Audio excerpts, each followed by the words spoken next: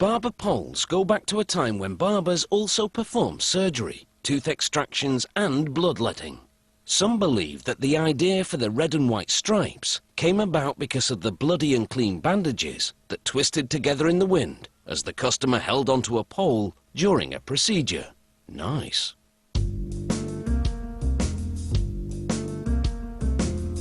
Over time, barber poles have come to lose their gruesome connection to the past, though they can still remind you of a time when you thought a perm was a good idea.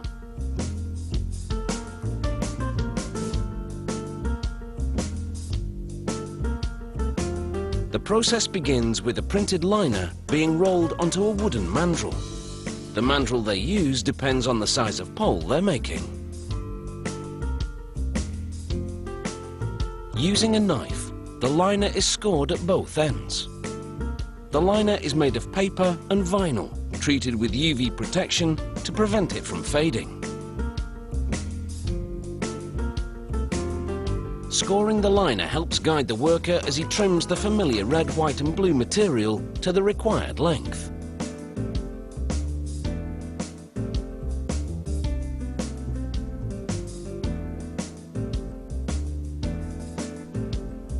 Next, the company logo is riveted onto the support frame. Then the top and bottom support castings are attached with bolts. The frame and castings are made of aluminium, so they're virtually rust-proof, which is a big plus, since barber poles have to weather the elements.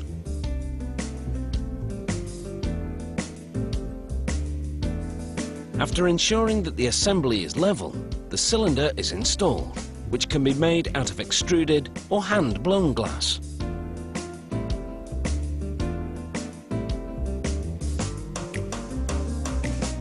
Everything is given a final tightening to make sure it's properly assembled. Next, water is added to a special corking powder and mixed to a smooth consistency. The mixture must be just the right thickness to properly fill the cavity between the aluminium casting and the glass cylinder.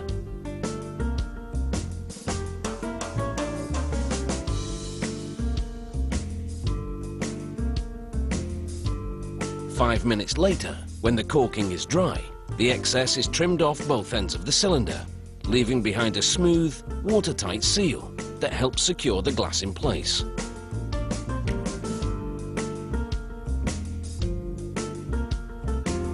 The glass is then thoroughly cleaned.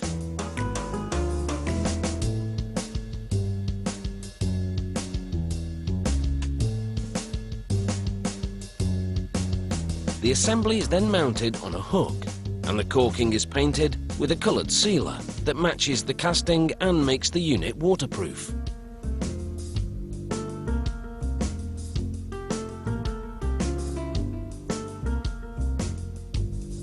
After that, a worker puts in a motor mechanism. The motor will rotate the printed liner inside the glass cylinder.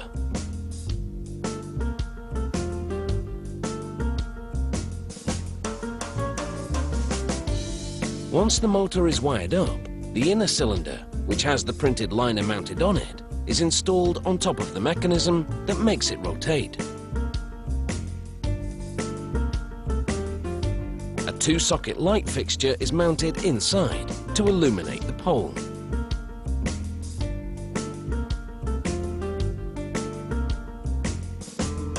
To keep the printed liner straight as it turns, a bushing is attached to the top of the cylinder.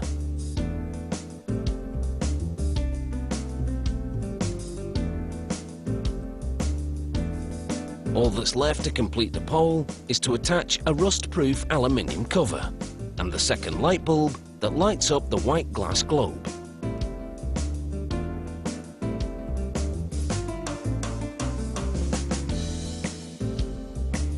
Finally, the motor and lights are tested to make sure they work properly.